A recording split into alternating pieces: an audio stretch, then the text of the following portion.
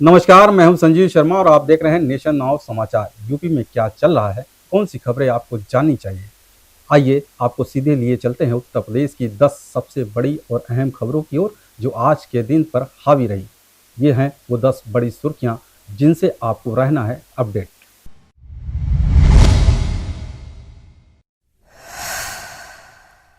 कानपुर देहात के अकबरपुर रूरा रोड पर उस वक्त हड़कंप मच गया जब प्रशासन की टीम भारी पुलिस बल के साथ पहुंची।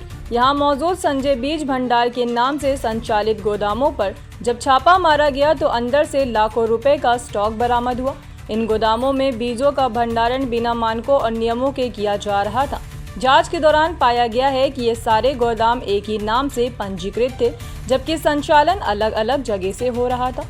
प्रशासन को शक है कि यहां किसी बड़े स्तर की सप्लाई चेन और घोटाले का हिस्सा हो सकता है। इसी को देखते हुए सभी गोदामों को तत्काल प्रभाव से सील कर दिया गया है।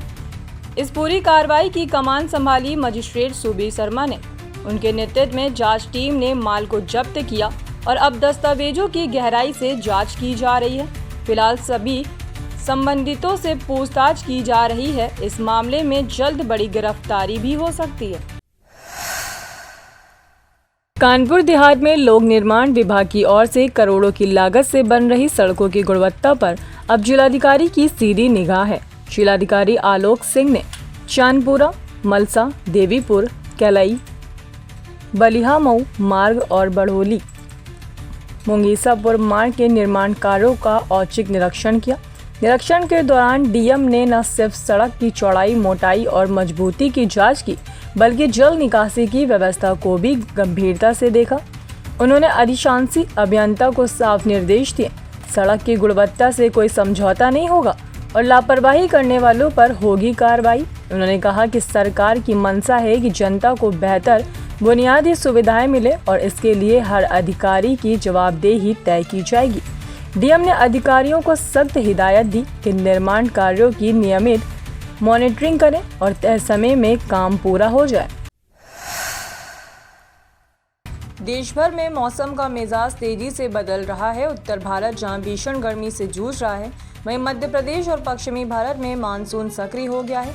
मौसम विभाग के मुताबिक गुजरात में मौसम की एंट्री कोकर कोस्ट के जरिए हो चुकी है और सौराष्ट्र व कच्छ में रेड अलर्ट जारी कर दिया गया है। यहाँ भारी बारिश, मेघ गर्जन और वज्रपात की आशंका जताई गई है। इसके साथ ही आईएमडी ने देश के 15 राज्यों में ऑरेंज अलर्ट और 13 राज्यों में येलो अलर्ट जारी किया है। मध्य प्रदेश, महाराष्ट्र, राजस्थान, छत्तीसगढ़, बिहार, झारखंड, बंगाल और पूर्वोत्तर राज्यों में भारी से बहुत भारी बारिश के आसार हैं, जबकि दिल्ली, एनसीआर, उत्तराखंड, पंजाब, जम्मू कश्मीर और हिमाचल प्रदेश में हल्की बारिश और तेज हवाएं चलने की संभावना है। बारिश के साथ वज्रपात और तेज आंधी तूफान का अलर्ट भी जारी किया गया है। प्रशासन ने लोगों से सावधानी बरतने की अपील की है। नाम बदलने की राजनीति एक बार फिर यूपी की जमीन पर गर्म होने लगी है। इस बार निशाने पर है अलीगढ़। बीजेपी के जिला पंचायत अध्यक्ष विजय सिंह ने बड़ा दावा किया है। उनके मुताबिक उन्होंने मुख्यमंत्री योगी आदित्यनाथ से मुलाकात कर अलीगढ़ का नाम हरिगढ़ किए जाने की मांग की है और इन्हें इस पर आश्वासन भी मिल चुका है। विजय सिंह ने बताया, 2021 में जब मैं जिला पंचायत अध्यक्ष बनी तो पहली मीटिंग में ही सभी विधायक और सांसदों ने एक मत से नाम बदलने का प्रस्ताव पास कर दिया था। वह प्रस्ताव शासन को भेजा जा चुका है। हाल ही में जब वह मुख्यमंत्री से मिली तो उन्होंने बाकायदा एक लेटर सौंपकर अलीगढ़ का नाम बदलने की औपचारिक मांग दोहराई। उन्होंने कहा, मेरा कार्यालय का सिर्फ 1 साल बाकी है। मैं चाहती हूँ कि अलीगढ़ का नाम हरिगढ़ हो। मुख्यमंत्री ने भी उन्हें आश्वासन दिया कि समय आने पर यह मांग जरूर पूरी की जाएगी। अलीगढ़ के रोरावर थाना क्षेत्र के नादा इलाके में उस वक्त अफरा तफरी मच गई जब एक केमिकल फैक्ट्री में अचानक जोरदार धमाका हो गया। प्रत्यक्षदर्शियों के मुताबिक धमाका इतना तेज था कि उसके बाद फैक्ट्री से उड़े केमिकल ड्रम के टुकड़े पड़ोस के एक मकान में जा गिरे। इन टुकड़ों की चपेट में आकर एक युवक गंभीर रूप से घायल हो गया। आनन फानन में परिजनों ने उसे अस्पताल में भर्ती कराया, जहां उसका इलाज जारी है। वहीं सूचना मिलते ही फायर ब्रिगेड और पुलिस की टीम मौके पर पहुंची और पूरे इलाके को घेर लिया। धमाके की वजह फिलहाल साफ नहीं है। लेकिन प्राथमिक जांच में केमिकल ड्रम में दबाव की वजह से विस्फोट की आशंका जताई जा रही है। प्रशासन ने फैक्ट्री सुरक्षा मानकों की समीक्षा करने की बात कही है, जबकि आसपास के लोगों में अभी भी डर और चिंता का माहौल बना हुआ है। ये घटना ये हुई है, बराबर में एक केमिकल फैक्ट्री है हमारी जी। हमारी नहीं, मतलब भी मोहल्ले में लगी हुई है केमिकल फैक्ट्री जी। हम लोग यहाँ पे बैठते हैं शाम को टाइम ग्राउंड में जी। तो ये केमिकल वहाँ से उड़ के आया ड्राम जी। ब्लास्ट हुआ हवा में जी। तो ये ब्लास्ट को देख के हम भाग के आए। यहाँ पे 3 बंदे बैठे हुए थे, मोहल्ले के थे। एक के गंभीर आ गया, वो चोट लग गया है, फिलहाल वो घर पर है, पट्टी वट्टी करवा दी, उसको ट्रीटमेंट करा दिया और 100 नंबर पर कॉल करी थी। सारी पुलिस सब आ गई हैं यहाँ पर।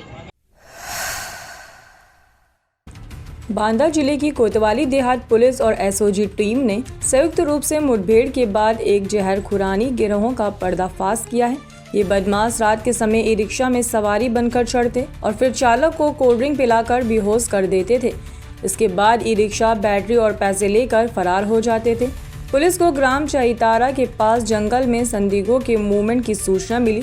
पुलिस को देखकर बदमाश भागने लगे, लेकिन 3 को मौके से पकड़ लिया गया। वहीं चौथा बदमाश अखिलेश सिंह फायरिंग करता हुआ भागा, जिससे जवाबी कार्रवाई में गोली लगी। बदमाशों के पास से 2 चोरी के ई रिक्शा, बैटरी, नकदी, तमंचा और कारतूस बरामद हुए हैं। इन बदमाशों के खिलाफ पहले से भी कई आपराधिक मुकदमे दर्ज हैं।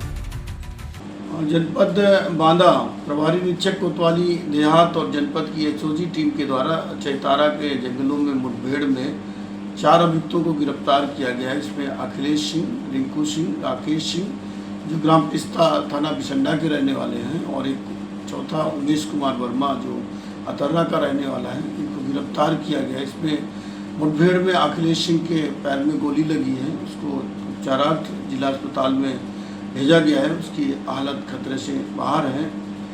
ये जो पूछताछ में जो जानकारी मिली है, ये चारों अभियुक्त जहर खुरानी का काम करके ई रिक्शा को छीन लेते थे। इनमें इनके द्वारा 3 घटनाएं की गई हैं, कोतवाली नगर में, कोतवाली देहात में और अतर्रा में। इनके कब्जे से 2 चोरी के रिक्शे, 7 अदद चोरी की बैटरियां तथा इसके अखिलेश सिंह के कब्जे से एक अवैध असलाह तथा कारतूस बरामद हुए हैं। बांदा जिले में उस वक्त हड़कंप मच गया जब श्रद्धालुओं से भरी एक ई रिक्शा को पीछे से आ रही कार ने रौंद डाला। हादसा बुंदेलखंड एक्सप्रेसवे पर हुआ, जहां चित्रकूट धाम दर्शन को निकले श्रद्धालुओं को एक हुंडई कार ने पीछे से टक्कर मार दी। इस जोरदार टक्कर में ई रिक्शा चालक की मौके पर ही मौत हो गई, जबकि ई रिक्शा में बैठे 7 श्रद्धालु घायल हो गए। घटना की सूचना मिलते ही पुलिस मौके पर पहुंची और सभी घायलों को बांदा जिला अस्पताल में भर्ती कराया गया। श्रद्धालुओं किस्मत से बच गए, लेकिन चालक की मौत ने यात्रा को मातम में बदल दिया।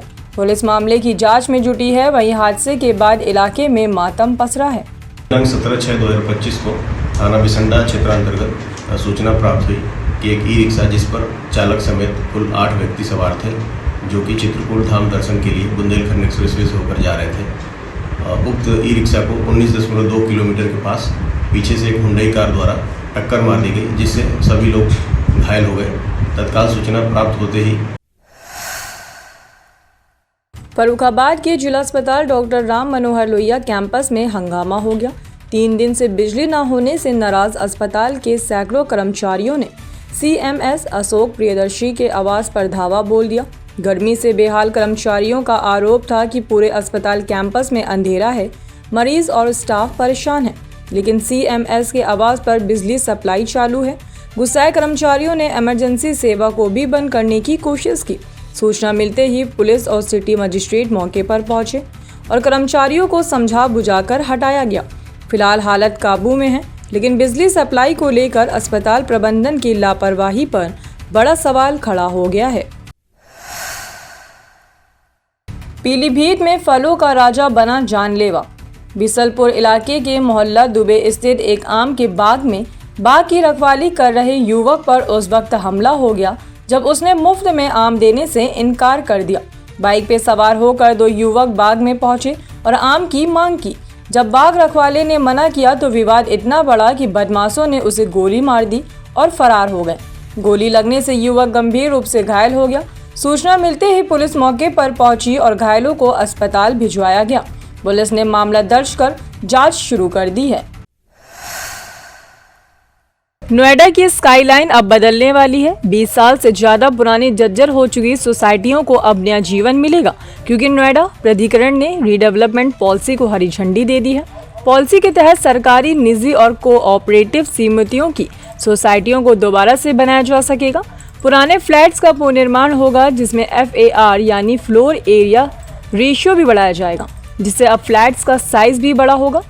नोएडा में ऐसी हजारों सोसाइटियां हैं जो जर्जर हालत में हैं और जिसमें लाखों लोग रहते हैं।